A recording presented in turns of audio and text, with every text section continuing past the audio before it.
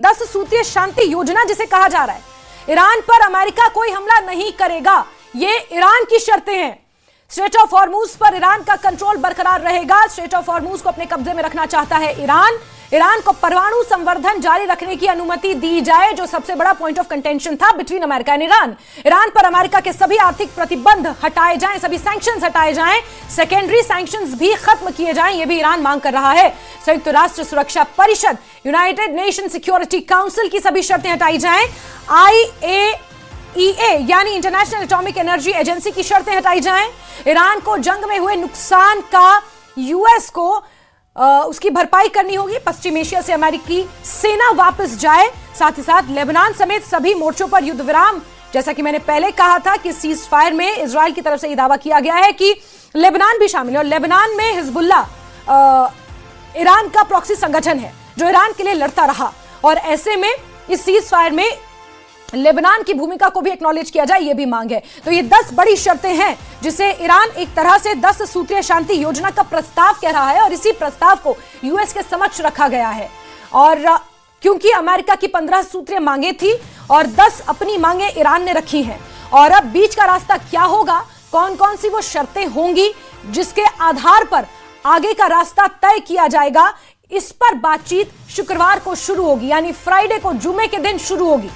और ऐसे में ईरान की तरफ से जो 10 बड़ी शर्तें रखी गई हैं वो आपको बता रहे हैं कि ईरान क्या मांग कर रहा है। लेबनान समेत सभी मोर्चों पर युद्ध विराम होना चाहिए, और ये इजराइल के लिए महत्वपूर्ण है, और ईरान पर अमेरिका कोई हमला अब नहीं करेगा। और हालांकि राष्ट्रपति डोनाल्ड ट्रंप ने जो ट्वीट किया था उसमें भी उन्होंने कहा कि अगर स्ट्रेट ऑफ हॉर्मुज को खोल देता है ईरान और सुरक्षित वहां से जहाजों की आवाजाही होती है, तो फिर अगले 2 हफ्तों तक बमबारी मिसाइलों से अटैक अमेरिका ईरान पर नहीं करेगा।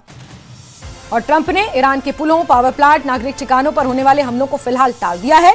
और यह फैसला तब आया है जब ट्रंप ने खुद स्वीकार किया कि ईरान की ओर से एक काम करने योग्य, यानी कि एक ऐसा प्रस्ताव रखा है जिस पर बातचीत की जा सकती है, जिससे कंसिडर किया जा सकता है।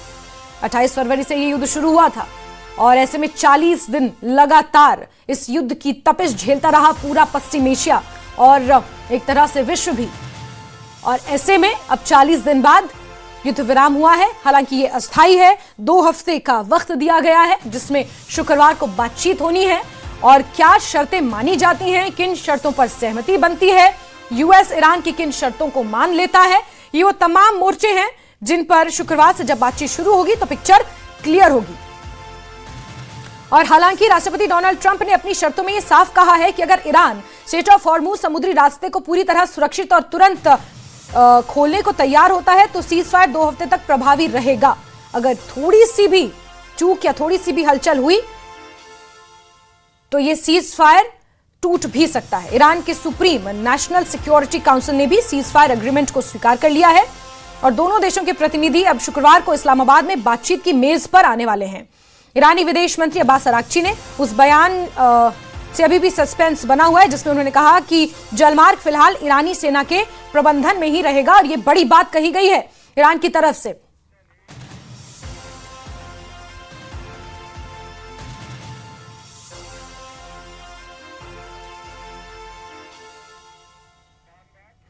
तो वहीं सीज फायर के ऐलान के बाद तेल के दामों में भारी गिरावट आई है। तेल की कीमतों में 17% की भारी गिरावट आई है। ट्रंप के सीज फायर के ऐलान के बाद तेल के दाम गिरे हैं। इन पूरे 40 दिनों के टेन्योर में लगातार कच्चे तेल के दामों में उतार चढ़ाव देखने को मिला, और ट्रंप ने अब जो ये सीज फायर का ऐलान किया है इसके बाद कच्चे तेल की कीमतों में 17% की गिरावट देखी गई है।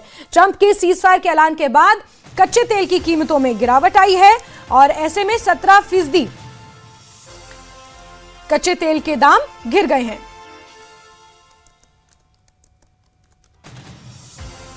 %17 की भारी गिरावट कच्चे तेल के दामों में देखने को मिल रही है।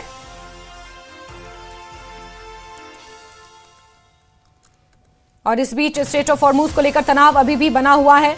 हालांकि स्ट्रेट ऑफ हॉर्मुज को खोलने को लेकर बड़ी बात कही गई है, और ये स्ट्रेट ऑफ हॉर्मुज यही रास्ता है जहां से इसी कच्चे तेल जिसके दाम इस वक्त गिरे हुए हैं उस तेल की आपूर्ति होती है। ऑलमोस्ट 20 to 25% दुनिया का कच्चा तेल इसी स्ट्रेट ऑफ हॉर्मुज से आता है।